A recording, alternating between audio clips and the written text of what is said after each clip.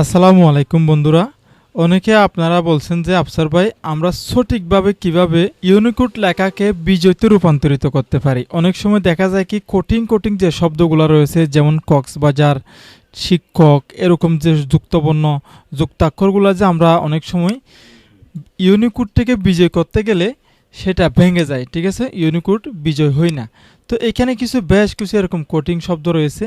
তো আমি এটা কপি করলাম, কপি করে আমি সরাসরি চলে আসলাম আমাদের এই যে সহজ কাজ ওয়েবসাইটে। এখানে যে সিস্টেমটা রয়েছে, এখানে যে এটা রয়েছে সেটা একটু আমি আপনাদেরকে দেখাই। এই যে দেখতে পাচ্ছেন, এখানে দেখতে পাচ্ছেন টুলসে ক্লিক করবেন। ক্লিক করার পরে একটু নিচের দিকে আসার পরে আপনি এখানে দেখতে পাচ্ছেন বিজয় ইউনিকোড, এখানে ক্লিক করবেন। ক্লিক করার পরে এই জায়গাতে আপনি লেখাগুলো পেস্ট করবেন।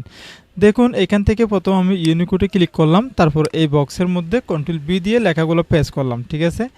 এখন আমার ইউনিকোড লেখাগুলো এখানে পেস্ট হয়ে গেছে। আমি এখন বিজয়তে রূপান্তরিত করব। অনেক সময় সরকারি বিভিন্ন কাজের ক্ষেত্রে যে ইউনিকোড লেখাগুলো অনেকটাই হয়, সেই জন্য আমরা বিজয়তে কনভার্ট করবো আর কি, ঠিক আছে।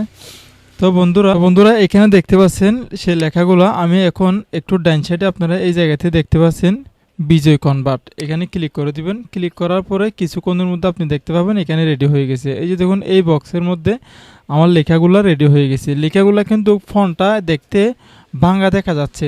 আমি এরকমভাবে এখান থেকে কপি করে নিব, ঠিক আছে, যেরকম আছে সেরকমই এখান থেকে কপি করে নিব। কপি করে নেওয়ার পরে আমাদের যে মাইক্রোসফট ওয়ার্ড রয়েছে সেখানে কন্ট্রোল ভি দিয়ে আমি এখানে পেস্ট করে দিলাম। পেস্ট করার পরে কিবোর্ড থেকে কন্ট্রোল এ দিয়ে সিলেক্ট করলাম। তারপরে এই জায়গাতে আসার পরে এখানে আমি সুটনি এমজিতে সিলেক্ট করে দিব। সুটনি এমজিতে সিলেক্ট করার পরে আমার লেখাগুলো একটু খেয়াল করে দেখুন, ফন্টটা একটু বড় করি। এই যে দেখতে পাচ্ছেন এখানে একটা লেখার ফন্টও ভাঙে নাই, প্রত্যেকটি লেখার ফন্ট একেবারে যেরকম দিয়েছি সেরকমই আছে। দেখুন সন্তানের হৃদয়ে, এরকম লেখাগুলা কিন্তু আমরা সাধারণত নর্মাল বিভিন্ন জায়গা থেকে অনলাইনে প্রিমিয়াম ওয়েবসাইট ছাড়া অন্যান্য যে ওয়েবসাইটগুলো আছে সেখান থেকে করতে গেলে আমাদের এই ফন্টগুলো ভেঙে যায়। তো দেখুন নিঃস্বার্থ, ঠিক আছে, দূরত্ব, এই ফন্টগুলো কিন্তু অনেকটা ভেঙে যায়, আবার নিচে থেকে লিখে দিতে হয়।